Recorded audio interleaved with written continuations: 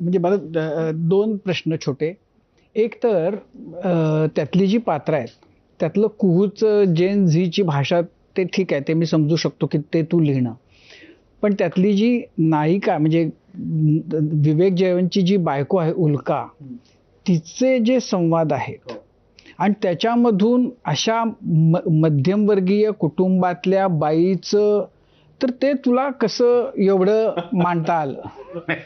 इतकं सही संपादकांचाच नाहीये, म्हणजे नाटक बघताना माझ्या बायकोचे डायलॉग मला काय ऐकू येत आहेत असा अनुभव असा येतोय. नाही, मला एक असं वाटतं की मी अशी खूप कपल्स पाहिलेली आमच्या क्षेत्रामधली, जिथे नवरा या क्षेत्रामध्ये तो अत्यंत मूडी आहे, त्याचे स्विंग्स भयंकर वर खाली होत आहेत, तो पाऱ्यासारखा आहे, म्हणजे आम्ही ते वाक्य पण आहे की तो पाऱ्यासारखा अस्थिर आहे, पण बायको एक खांबी तंबू असल्यासारखी त्याला सांभाळते.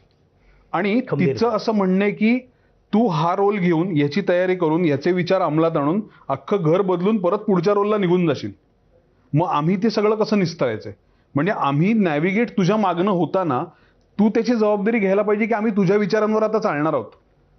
तर तू लगेच पुढचा विचार बदलला तर आम्ही पुढचा विचार बदलणार. म्हणजे तेच असं असतं ना की नवऱ्याचं एका माणसाबरोबर बिनसलं आणि बायको त्याला जर बाहेर कुठे मार्केटमध्ये भेटली तर आता त्याला ओळख द्यायची का नाही, इथपासून तिला प्रश्न सुरू होतो की ह्यांचं आणि त्याचं काही फार बरं बहुतेक वाटत नाहीये.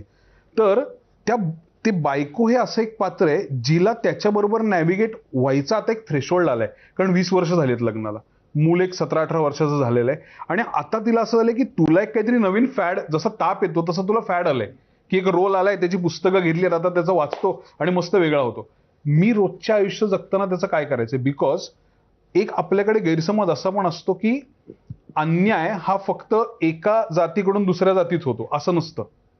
त्या एका जातीमध्ये पण अन्यायाचे खूप कप्पे असतात. आमच्या क्षेत्रामध्ये पण एक प्रकारचा वर्चस्ववाद आहे, आमच्या क्षेत्रामध्ये पण एक प्रकारची हायरार्की आहे, एक प्रकारचा क्लासिझम आहे आणि जो मी माझ्या महाविद्यालयीन जीवनापासून एक्सपिरियन्स प्रॉपर केलेला आहे. तर मला असं वाटलं की कुठेतरी ह्याला पण आपण एक काउंटर अप्रोच दिला पाहिजे. हे सगळं सुद्धा एका पात्राच्या तोंडी आलं पाहिजे जे हे सगळं भोगतंय. आणि मग त्याच्यामध्ये असं राहणार नाही की हा ब्राह्मण विरुद्ध दलित संघर्ष आहे किंवा हा जातींचा संघर्ष आहे किंवा हे आरक्षणाबद्दल नाही. हा एका माणसाने दुसऱ्या माणसाला तुच्छ किंवा अन्यायकारक नजरेने पाहण्याचा संघर्ष आहे आणि त्याचं अत्यंत जिवंत आणि कॉन्फ्लिक्टिंग इमेज याच्या समोर जर कोणाची असेल तर ती त्याच्या बायकोची, कारण ती रियालिटीत जगते. ही सिरियल 6 महिने वर्षभराने संपली. यातनं मी अमुक शिकलो, तमुक शिकलो, हे करून पाहिलं, ते करून पाहिलं, हे सगळं सांगायला तू मोकळा. आम्ही कसं जगायचं? जुनी पॅन्ट बदलून जागेवर टाकतोस तू, तसं जुना रोल टाकून नवीन घ्यायला किती वेळ लागणार?